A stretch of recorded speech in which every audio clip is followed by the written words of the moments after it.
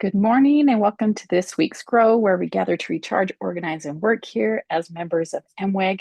We are so glad that you are joining us today as we talk about credible news outlets, what they are, and where to find them with our Director of Media Literacy for Mormon Women um, for Ethical Government, Meredith Gardner. And I will turn the time over to her. Awesome. Thanks, Rachel. Hey, friends, I'm so excited to be with you today. And I am super pumped. I was putting this presentation together yesterday to talk to you about finding credible news outlets and what they are and where to find them. Because I feel like we're always telling our followers and our members to use credible news outlets, but we don't always explain what exactly we mean by that. So I'm glad to take the opportunity to do that with you guys today. So I have a question for you, and I hope I can pull up the chat to put in the chat box today. I want to know, where do you think, to the most recent time you saw news, today or yesterday, where did you get it from? I want to know the outlet and the platform. So tell me in the chat. I figured out how to pull up my chat. I'll give you guys a minute to do that. Where did you most recently get your news?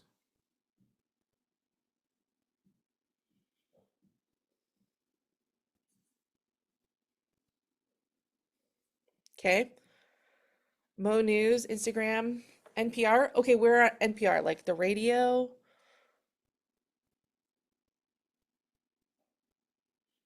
Instagram, website, Up First Podcast. Okay.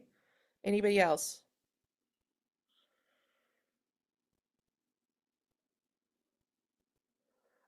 Online, NPR, Atlantic, New York Times, Morning Edition Radio. Awesome. Thank you for sharing. Appreciate that. Podcasts. A lot of podcast listening. That's good. PBS NewsHour for Kansas City. Okay. Awesome. Thank you guys for sharing that. I appreciate that. I love all your sources that you're getting them from too. Super interesting. I think my most recent was probably just on Instagram, scrolling this morning. I think a friend just sent me a news article on Instagram messages, and I don't even remember what the news article is from. Probably a Texas outlet because I live in Texas, and so does she. Pod Save America, Letters from an American. Yep, that's Heather Cox Richardson, Stacey Abrams, newspaper, MSNBC, Facebook. Okay, awesome. It's so great to see all that. Thank you. And then my next question for you all is, why did you get your news from there?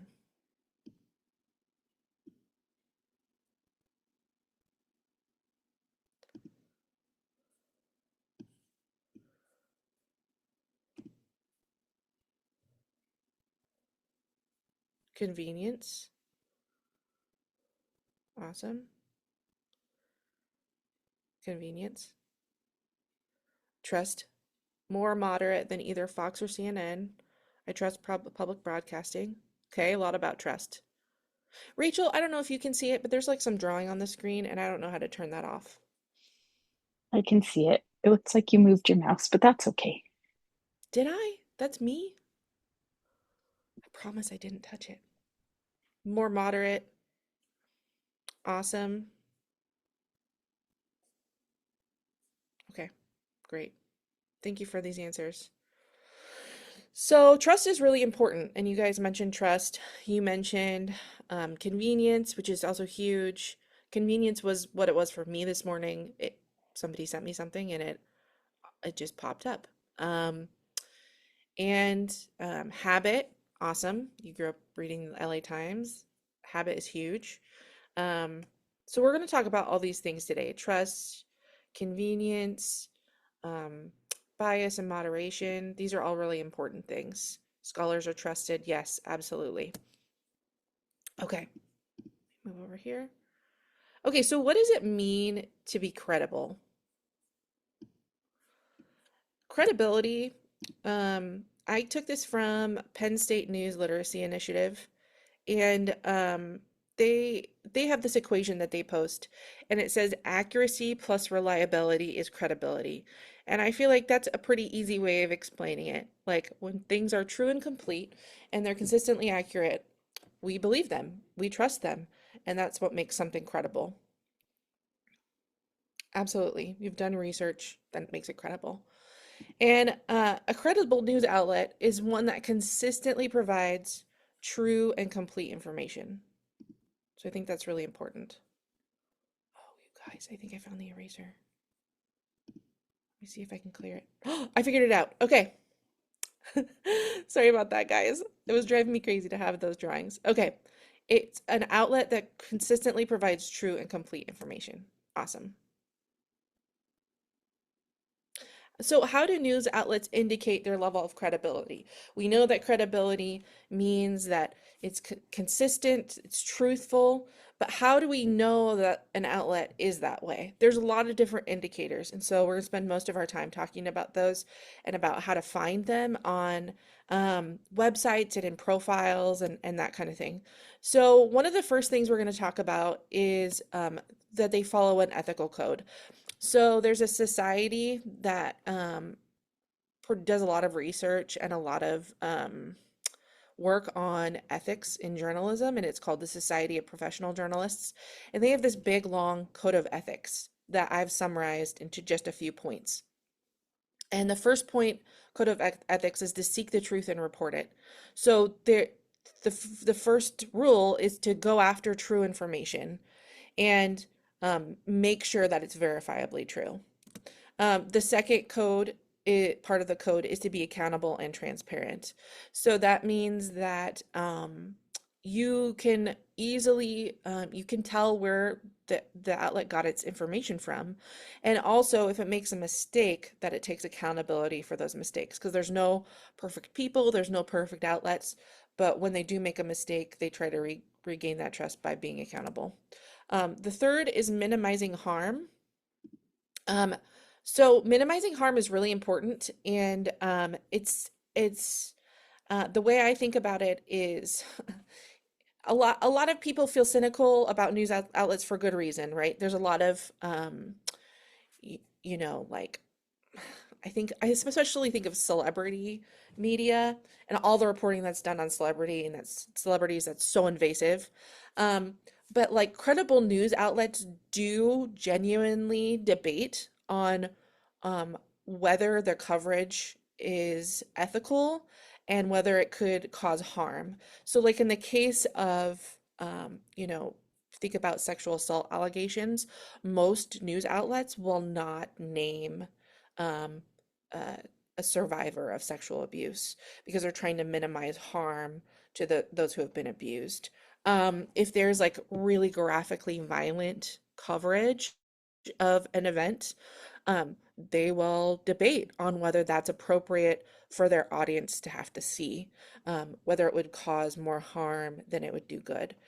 So it is, and we might disagree with what the outcome of that debate ends up being, but it is a ethical an ethical pillar to try to minimize harm to those they're reporting on and to also their audience.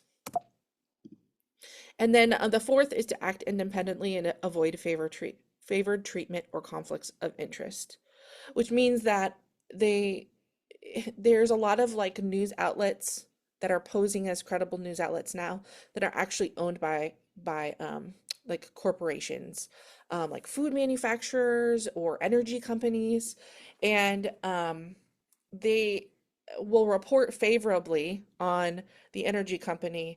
And if you don't do a little digging, you maybe don't realize that the news outlet is actually owned by the energy company, and that's a huge conflict of interest, and they are acting independently in that situation.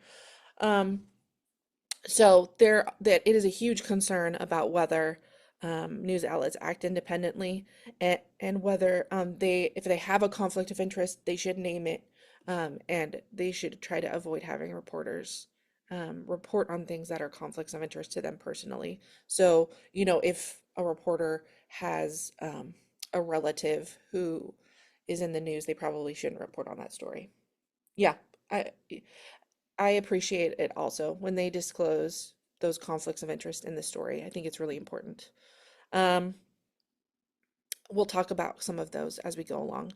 News outlet transparency. So, credible news outlets, in addition to all these standards of ethics, we're going to talk about some other indicators of credibility in news outlets. One a huge one is transparency, transparency in ownership, in ethical and operational policies, and in their reporting. And I'm going to show you some examples of these. Um, so transparency is really how we build trust, right? And um, one great way of figuring out the credibility of a news outlet is to just take a few minutes. I promise this doesn't take much time. If you're not familiar with a news outlet, especially, to see what they say about themselves. So if you scroll down, this usually happens at the bottom of a website, or if they have like a navigation bar, they'll have an about page. So if you scroll all the way down to the bottom of the page, um, you can see that AP has an about section and a news values and principles. And if you get into the standard, if you click on that, it gives you a whole list of standards and practices for its work. And honestly, I haven't looked at this page in a long time, and I was a little bit surprised by the amount of depth they go into in these public policies. And so I just clicked on one. One huge one is anonymous sources, and a lot of people feel like the use of anonymous sources is really tenuous for news outlets because we don't know where that information is coming from as readers, and we don't know if we can trust that. So I always find it interesting to read news outlets' policies about anonymous sources. So I clicked on that, and it gives some information you can read about their practices surrounding anonymous sources. And they talk about it's critical to their credibility, to pursue information that they can cite, and if they have to have off the record, um, sources that these are some of their guidelines. So you can go on there and you can read more about that. But that's one example of how to find out some of their policies and practices. Another one with regarding ownership, like I mentioned earlier, the Washington Post also has a really great page where it talks about its ownership and its policies and practices at the bottom, if you scroll all the way down to the bottom of the page. And this is what it says. It has like a whole long spiel about the company history and who's owned the Washington Post and who the leaders are, and then it fully discloses that the Washington Post is owned by Jeff Bezos, the founder of Amazon. And I don't know if you've ever read any stories about Amazon or Jeff Bezos in the Washington Post, but whenever you do, it will disclose um, up front that the paper is owned by Jeff Bezos, the founder of Amazon. So that's really important. I know a lot of people, for a good reason, have questions about, uh, the ethical nature of Jeff Bezos owning the Washington Post. But I think a really good step in the right direction is that they disclose that conflict of interest whenever it comes up. So. Okay. Oh, I see a question. I have family who distrusted my trusted sources because she thinks they're not being truthful when they state their ethical standards. That's really hard. Because like, you know, anybody can say their ethical standards, but do they follow them, right? And it sounds like your family member is not sure that they've followed those ethical standards over time. Um, and it's really important for, if you have a discussion about that, maybe find out why, like what their experience is with that outlet that made them distrust the outlet, and kind of go from there. If there was a specific story or pattern of stories that they're frustrated about, maybe you can address how they took accountability for that. That's one direction to go. Okay. Okay, I'm going to talk a little bit about transparency and reporting. So ProPublica is an outlet that does this really well.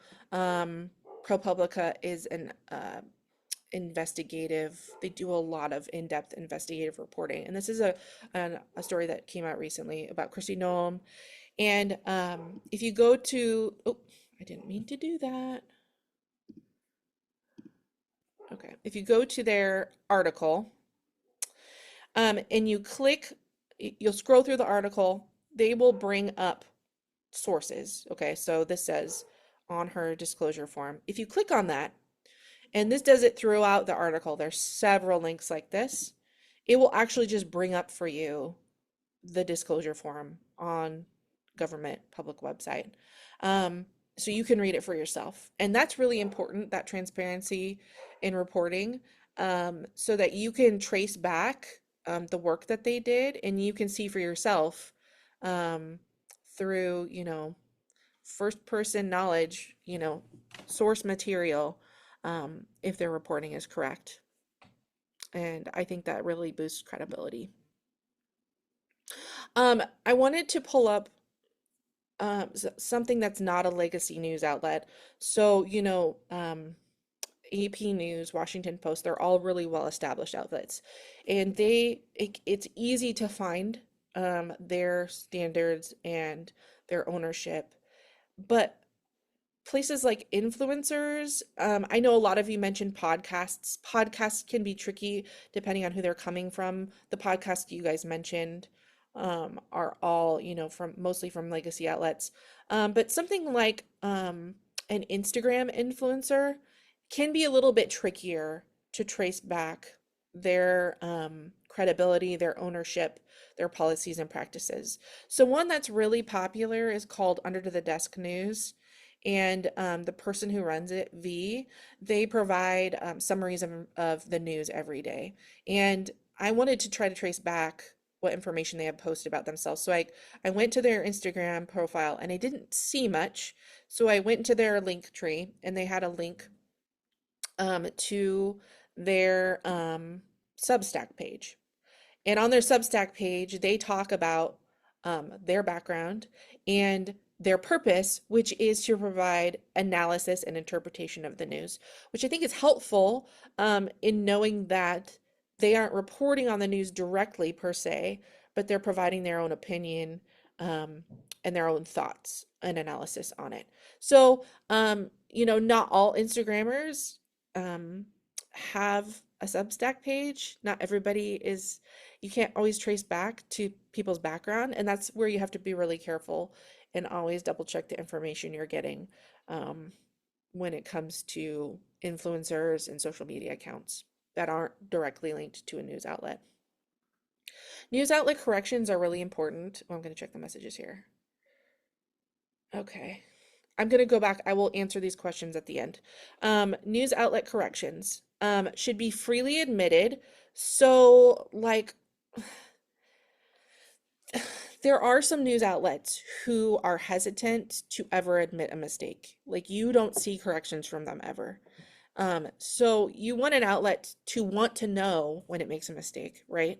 And to freely admit that mistake and post it in a prominent place. Especially on an online article, they need to be able to, they should correct it within the article and also say that they corrected it within the article. That's really the best practice. Because when the original comes out and people pass it around and read it and get incorrect information from it, if they just change that and don't say that they changed it, um, it just sows more confusion. So here's an example from the New York Times. The New York Times actually has a whole corrections page on its website where it lists all the corrections it does by date. And then you can click on that correction and it brings up the article, and it at the bottom of every article, it lists any corrections made in that article and the date and the reason why. And then it says when we learn of a mistake, we acknowledge it and with a correction. If you spot an error, let us know. So that's a good indicator that the New York Times wants to get you correct information. And so if you see something, let them know so that they can make that correction. And that helps build credibility and trust in that outlet. News outlet expertise can make something credible. So we're going to look through examples of these too. So a news outlet should cite multiple expert sources and it should explain reporter experience. It doesn't have to, but a lot of outlets have found that that is a great way of building trust and credibility is to introduce its reporters. And then a good news outlet also utilizes editors. So that's so important because even the best reporters and writers miss things sometimes. And when you can have an extra set of eyes or multiple sets of eyes to look at something, um, that's so important in catching errors. And even if it's as basic as a spelling mistake, that hurts credibility. So a credible outlet should utilize editors, and that's also one of the can be one of the dangers of relying on influencers and social media for content. And it's actually interesting. There was a study that recently came out that shows that social media is now, if not the top, one of the top places people get their news now. So And there's, Meredith, can I ask you a yeah, question yeah. about this, the editors? When people like Under the Desk News Mhm. or Mo News or that, do they usually disclose that they do have editors? I didn't see on that short description Yeah. of Under the Desk So News if they they will said anything usually about editors. say if they have employees. So like Mo News was difficult. I looked through Mo News. I know Mo News has a staff, but they don't actually lay it out very well on their website, like their process of gathering information or reporting. V doesn't disclose if she has any editors from what I could see. Tangle is an outlet that like has a strong social media presence and then they also have their newsletter. They do say that they have this many staff members and these reporters and these editors. um so a lot of places do disclose when they utilize editors, and when they don't, for me that always kind of raises a flag, because I think it's really important. So that's a good question. So here's some examples of this. So this was a story from Politico that came out recently about the Texas flood forecasts. And I just want to show you from this little screen grab that I got of the story. They use three expert sources just in this screen grab, which isn't even the whole story. So they talk to someone from the former director of the National Weather Service, the Texas Division of Emergency Management, and a climate scientist at UCLA. So you can see that they're pulling in a lot of expert sources to try to give you a full picture. And that's a really important thing to look for, um, when you're reading any story, is who are the experts they're referring to? Are they looking to a wide variety of sources? NPR. So we're talking here about who are the reporters? I don't know if how many of you are familiar with Nina Totenberg. Nina Totenberg is, I mean, I'm a news geek, so I know who Nina Totenberg is, but she reports on the Supreme Court for NPR. And if you are to click on her name in this story or any reporter's name, it will bring up this whole like biography on them. And like Nina Totenberg, for example, started reporting on the Supreme Court like in the early 90s. And so we know from this that she has decades of experience as a Supreme Court reporter. And that can help us have more confidence in her expertise in reporting on this particular story about a Supreme Court decision. So that is a great way to check for credibility. Um, when it comes to editors, like Rachel was asking about, if you go on the Wall Street Journal, which is heavily paywalled, they have this fancy page where they actually have like little illustrations of like all of their like leadership team.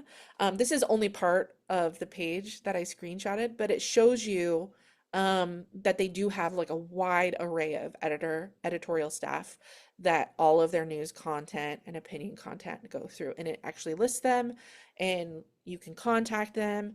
So they try to make it really transparent and accessible in that way. Okay, a news outlet should be objective. And this is a lot of times what we think about when we think about news outlet credibility, right? We want them to be high in accuracy and low in bias. And we're going to see some examples of that. I mentioned Tangle earlier. What was really interesting for me as I was preparing for this is Tangle does a really great job about being transparent in its about page. I don't know how many of you are familiar with Tangle. It's a news outlet that is mostly a newsletter that sends every day, and it includes news from right-leaning outlets and left-leaning outlets. So they'll take like a single topic and include articles from the right and left both. And their newsletter is free, but they also have like a subscriber content on their website.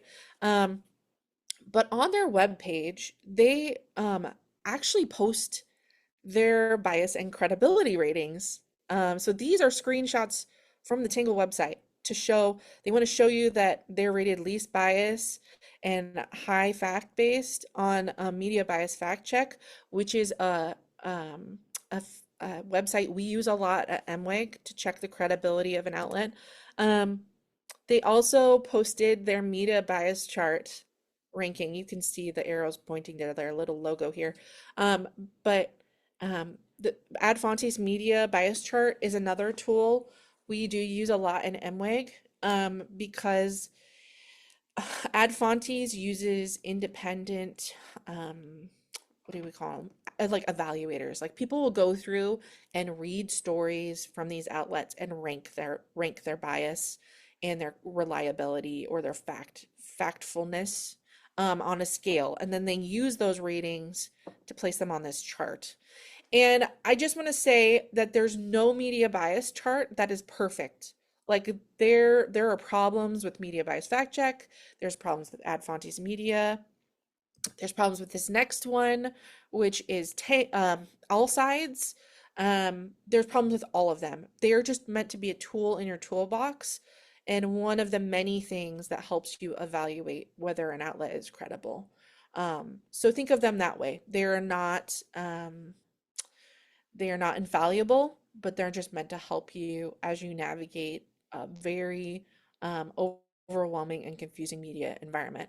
Sorry, I keep wanting to call it media bias fact check, but this is All Sides. All Sides doesn't actually rate things based on reliability or the level of factual reporting. It only does bias ratings, which can be kind of problematic in some ways, but it's also helpful to just have another opinion on the bias scale of an outlet. And they have like a searchable database and everything if you haven't been there. Okay, so I want to contrast this with some really bad examples that I've seen. So this is an old cover of Weekly World News. I'm sure you all have seen like National Enquirer in the grocery store. But this is an example, obviously, of an outlet that's not credible, and one that we, probably wouldn't rely on. That's more for our entertainment. Here's another one. This was one I screenshotted yesterday. So this is the Palmer Report. It's actually a left-leaning news outlet, and we can see from from the wording of it that it should give us pause, especially like phrases like own little fantasy world. Um, so that's another way just from looking at it. Like you can look at an outlet and see, is this inflammatory? Like what is their word choice? What is their image choice? What did they choose to cover? And just those basic things can also help you um, judge at first glance whether an outlet is credible. Okay, I pulled this up because this is a Pew study that was done recently, and I found this so interesting. Americans told Pew what made a news story trustworthy to them or credible to them, right? We could say trustworthiness is part of credibility. And I found this really interesting. So it says whether a news story is trustworthy or not based on the news organization that publishes it. So we've talked about that. We've talked about figuring out if it's a credible news organization. The sources cited in it, we've talked about that, right? We've talked about finding many expert sources. Their gut instinct about it. Okay. I was like, red flag once I got to this point. 77% say they decide whether a news story is trustworthy based on their own gut instinct. I just want to tell you guys the whole point of my presentation is that you don't have to rely on your gut instinct. And actually, we shouldn't. Um, we want to rely on the information we can gather about stories. And actually, our gut and the emotions that we feel about a particular story often lead us astray. And whenever we feel some kind of strong emotion about something, that's actually a sign to us that we need to stop and learn more before making a decision. Um, so, yeah, so just keep that in mind. The person, if any, who shared it with them, 68% said that makes a news story trustworthy. And I can kind of understand that, right? But um, not everybody is an expert on whether a news source is credible. And so it's really important to double check yourself and double check the outlet anyway, no matter who's sharing it with you. And then the specific journalist who reported it, we did talk about that. That's really important. Journalists, we get beats. A beat is like an area of expertise. So when I was a reporter, my first reporting job, I covered the board of regents at the University of Nebraska, and that was my beat. And my job was to become an expert on them, and so that's what I did. And then my next job, my coverage was business and health. So anything business or health related in the city, that needed to become my expertise. So specific journalists who reported it, that's really important. If you have a journalist who has a long background in agricultural reporting, as important as that is, they might not be the best person to give you information about the courts, for example. So that is important. And then it's interesting, just 24% of adults say it's at least somewhat important to consider a sixth factor, whether the story has a lot of shares, comments, or likes. I find that I guess I would never have thought to put that at the top of my mind as a reason something's trustworthy, but I find it interesting um, that some people do find that a do use that as a way to determine whether something's credible. Um, so I just found that study to be interesting. Okay, just want to go back and sum up before I see what questions you guys have and answer. Um, what makes a news outlet deserving of your trust? It's not number of likes and shares. It's not our gut instinct. It's whether the outlet provides true and complete information, whether they have ethical standards and they're transparent about their reporting and their policies, whether they issue corrections. Corrections are so important because, like I said, there's no outlet or out there that doesn't make mistakes. So we want them to provide corrections. Whether they have expertise within their staff and also whether they rely on expertise to get their information. They're not just asking a man off the street or, relying on, um, you know, their own opinions. We want them to dig. They have high reliability, so they're consistently reporting truthful information, and they have low bias. Um, and I want to make one more note about high reliability and low bias. There are a lot of outlets you have to be careful with because they get around this high reliability, low bias by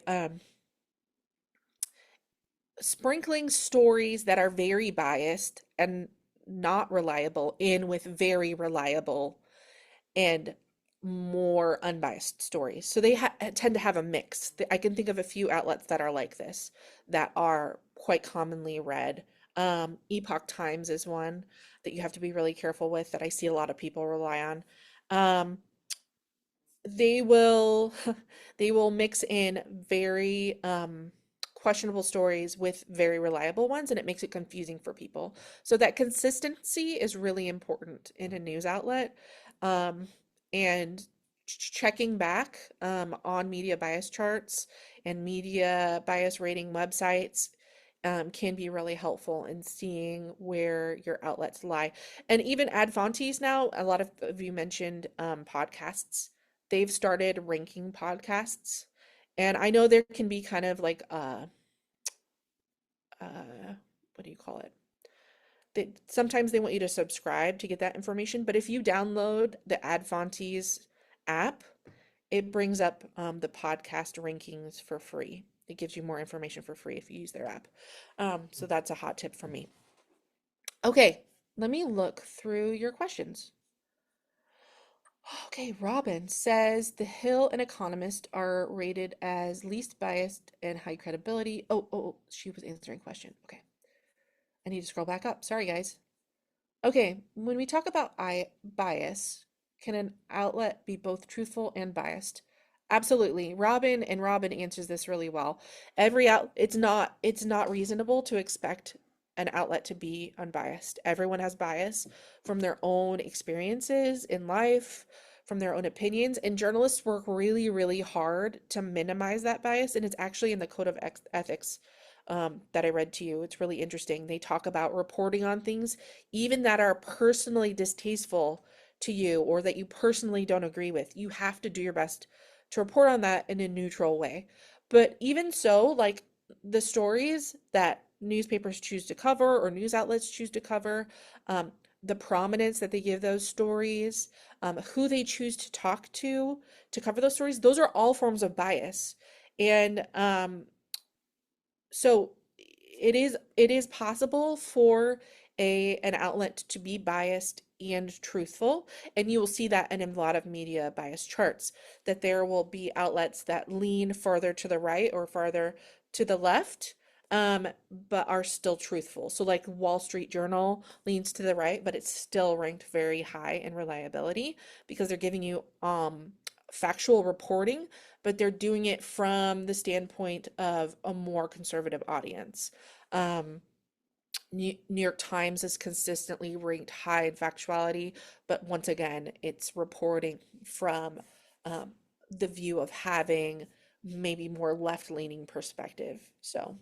Um, so thank you for saying that, Robin. Do they share their bias? What are their fact check credibility ratings? Yes, absolutely. Is this video going to be anywhere after? Yes, it will be on our YouTube and at MWAG Central. Thank you for asking. And Robin clarified The Hill and The Economist are rated as least bias and high credibility. And then she rates some others. How do you spell the app that rates podcasts? I'm going to type it in for you. Advantage Media. So they don't have a ton of podcasts on there yet. Um, they've just started rating podcasts. And if you go on their website, oh yeah, thank you for posting that, Rachel. They posted when they started ranking podcasts that they had their chart, and they posted a picture of their chart. And a lot of the podcasts I listen to, I don't think I necessarily saw on there, but like major news podcasts they put on there, people like Joe Rogan, like the most popular podcasts they do have on there. And I think that can be really helpful. And I'm sure over time that's only going to get even more populated. Um, Okay, I think that's it for questions. So that's all I have for you today. Does anybody else have any other questions before I go? In terms of media bias, Rachel Maddow, for example, she seems highly researched, quotes trusted sources a lot. New York Times and scholars and scientists, for example, but she obviously has strong opinions. Absolutely. And I know your question has a part two. Um, Rachel Maddow. So in those situations, I know a lot of people like to watch somebody like Rachel Maddow, or maybe on the flip side, Tucker Carlson. And it's a situation where if you're gonna watch that, you have to know that this is an an opinion show, right? It's an opinion and analysis. And so anything you hear from them, it might be factual, but you're gonna want to double check it because there is such a far right or left bias in those programs. Um, so Kelly, is she a trusted source? That's a great question. I would love to look up her show on the media bias chart. I don't. I would have to look. Um, but I think it's kind of up to you. Like, does she correct herself? Is she transparent? Is she so biased that she doesn't address um, t- topics that she maybe doesn't agree with, or doesn't cover politicians she does agree with? Um, what kind of expert does she have? What are her standards? Um, you kind of have to judge that for yourself. And if you feel like you connect with Rachel Maddow and you like getting information from her, like I said, I would just encourage you to double check what you see. Just like people should if they watch Tucker Carlson or um, I'm not saying they're equivalent by any means, but Tucker Carlson, I'm trying to think of there's all kinds of like news commentary shows, Fox and Friends, um, you know, just as somebody would on any other news commentary show. You should double check it.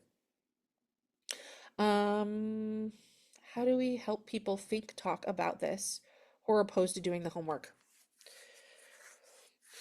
That's a good question. I think that unfortunately there's a lot of cynicism today, and people who don't want to do the homework often feel like um, they don't want to engage because they can't find truth, and truth doesn't exist anymore. And everybody, they all have bias, and they're all liars and pushing the, the liberal agenda or whatever. And I can understand that point of view. And so I think for people who don't want to put in the work, you can model that work for them. Obviously, we can never force people to do things they don't want to do, but we can continue to let people know that truth is out there and that there are media outlets that are more reliable than others, even if we personally disagree with them. I think another thing that's important to remember I was recently reading about in the last few days is the idea of like people's core values. And I think a lot of what people search for in terms of news and the level of effort that they're willing to put into finding credible outlets and finding a diversity of sources and listening to opposing views has a lot to do with their core values and their core identity. It's really hard to listen to things that maybe invalidate or call into question our core identity. And I think we have to have some empathy for that and some patience. And it always comes back to focusing on the relationships that we have with people and building that relationship and strengthening that relationship and helping that through. There's some people online who, I mean, I feel so tempted sometimes to comment on posts and be like, try to lead people to better sources, but I don't know them. And so they're probably not going to listen to me. And so you do have to also choose your battles and remember that like people who you actually have a relationship with are the best places to focus your time and energy. And sometimes um that time and energy needs to be spent on just focusing on that relationship and on building understanding and um curiosity on their part might come from there, but it takes a lot of patience. It's hard. Meredith, I was just thinking of like previous media literacy, um, where we've talked about bias and different things like that. And some past advice that you've given is that you can, like, if there's a topic that you're disagreeing on or something, or that you want to share news, share a couple different sources on the same topic, on the same event or whatever. And then they can kind of see where one reports one way and one reports the other way. Or maybe you do three, one that leans left, one that leans right, one that's a more center thing. And then they can kind of see where the biases are. And then, so sometimes it's just sharing multiple sources of this on the same topic, just to kind of, so that they're seeing it from different perspectives. Yeah. And then it's not an attack. It's not, it's kind of leading like the peacemaking part of MWAG, that you're just saying, hey, let me share a couple other sources on this. Yeah. I love that. Thank you so much for reminding of us that of us of that practical tip, Rachel. That's a really good one. Thank you. Okay. Rachel is so smart and does her research. Yes. Both Rachel on MWEG and Rachel Maddow. Both. Absolutely. Okay. Oh, and thank you, Rachel, for pulling up Rachel Maddow. I want to click on that really quick and see what it says. Okay, so they rate her as generally reliable with a strong left bias. So they said she has analysis. So I mean, I think that's just something to keep in mind. she's providing like a show that's for both information and for entertainment. And it's a lot of analysis, so it's a lot of her opinion. And so I think it's good if you go back and you like look through her sources to see if like what she's saying is correct, and maybe also, you know, turn to a more right-leaning or centrist outlet and see what they say about that same topic. Is it good to look at news sources from the other side to help even out the bias? Absolutely. Yeah. Just like Rachel was saying, if you're reading, especially if it's like a controversial topic or something that seems really inflammatory, if you want to read about, you know, like immigration is a great example, any kind of new policy about immigration that seems like, you know, like it's a blood pumping that makes you feel upset, I will read about it. And I actually just did that this morning with a different, something else I'm working on for MWEG. I looked up this story about denaturalization and I wanted to find out like what's happening with denaturalization. So I looked up a right-leaning outlet that I know is consistently, you know, reliable. And then I looked up a centrist outlet, and I looked up a left-leaning, and I read three stories about it to see what the differences were, if there were any, and that really helps. Um, it can help you get a sense, and it doesn't have to take that long. That feels like a lot of effort, and you don't have to do it on everything.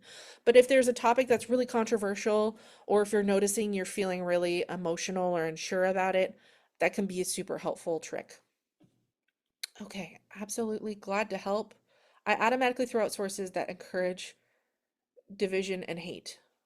Well, Kelly, I'm not sure. I automatically throw out sources. Oh, like get rid of sources or don't use sources. I think that's what you mean. Um, I think that's really important. Um, we believe that media literacy is a huge part of peacemaking, and we've actually done like a whole series of like meme sets and even like a slideshow class and a handout on the importance of making sure the media you're consuming does not encourage division and hate because it rubs off on us, right? And like obviously people will say any conflict causes division. I don't believe that's true. I think conflict is creative and it's really important. And but there is media that dehumanizes people, that blames others for problems where blame is not deserved. And I think that's great, Kelly. I think that's if that's what you mean, if that's how I'm interpreting your question correctly, or your comment correctly, it is really important to throw out news outlets or media sources that seem really inflammatory or that cause hate and division. I totally agree with that. Okay, I hope that this has been helpful for you today. I really appreciate all the participation in the comments. It's been so interesting to find out where you guys are getting your news. And if you have any questions, please feel free to reach out to us, info@mwag.org. They forward me any emails on there that I can help with, or, you know, find us on Central. Thanks a lot, guys. Thank you, Meredith. I posted in the chat a link to the Grow playlist that is on MWAG's YouTube for anybody that might be interested. And you can also find links to those in MWAG Central. So there's a lot. And then other grows, not just specific to media literacy, there's peacemaking grows and different ones in MWAG's YouTube as well. So you can go back and find past videos there. But thank you, Meredith, for doing the research on this and sharing your expertise with us. We want to invite everybody to join us next week as we will be talking about our Move In Closer summer program. And we're going to talk about loving closer and peace building by moving in closer. So that will be with Anita Wells, and she is our Peaceful Route Director for MWEG. So, or excuse me, she's our Faithful Route Director for MWEG. And so we hope you'll join us next week and be part of the discussion. Thanks to everybody that asked great questions and gave their great input. We appreciate that. So we'll see you guys next time.